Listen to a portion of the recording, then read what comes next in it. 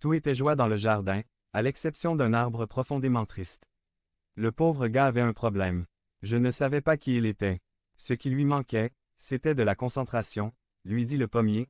Si tu essaies vraiment, tu peux avoir des pommes savoureuses. Regarde comme c'est facile. N'écoute pas, demanda le rosier.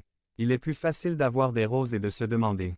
Tu vois comme elles sont belles. Et l'arbre désespéré essayait tout ce qu'il suggérait, et comme il ne pouvait pas être comme les autres, il se sentait de plus en plus frustré. Un jour, le hibou, le plus sage des oiseaux, est venu au jardin et voyant le désespoir de l'arbre, il s'est exclamé. Ne vous inquiétez pas, votre problème n'est pas si grave, c'est le même que celui de nombreux êtres sur Terre. Je vais vous donner la solution. Ne consacrez pas votre vie à être ce que les autres veulent que vous soyez, soyez ce que Dieu veut que vous soyez. Et pour y parvenir, écoutez-le. Et sur ce, la chouette a disparu. Qu'est-ce que Dieu veut que je sois? L'arbre désespéré se demanda, quand soudain il comprit et, fermant les yeux et les oreilles, il ouvrit son cœur, et finalement il entendit. Tu ne porteras jamais de pommes parce que tu n'es pas un pommier, et tu ne fleuriras pas non plus à chaque fois. Le printemps parce que tu n'es pas un rosier. Vous êtes un chêne et votre destin est de devenir grand et majestueux. Offrir un abri aux oiseaux, de l'ombre aux voyageurs, de la beauté au paysage, vous avez une mission, accomplissez-la. Et l'arbre se sentait fort et en sécurité et prêt à être tout ce pourquoi il avait été créé.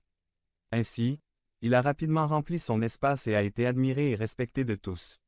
Et c'est seulement alors que le jardin fut complètement heureux.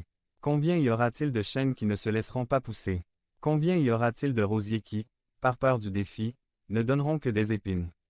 Devenez membre de la chaîne et AIDEZNOUS à propager la parole de Dieu dans le monde entier. Dimanche 17 mars 2024.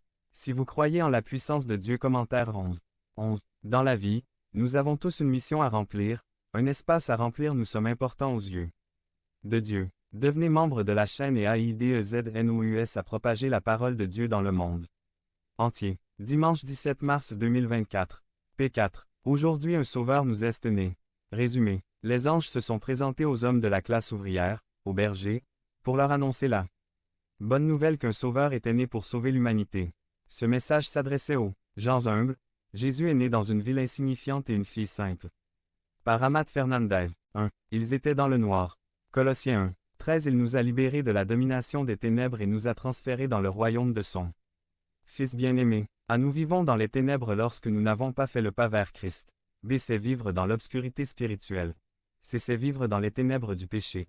D. C'est vivre dans les ténèbres de l'incrédulité. Luc 11. 35. Assurez-vous que la lumière que vous pensez avoir n'est pas des ténèbres.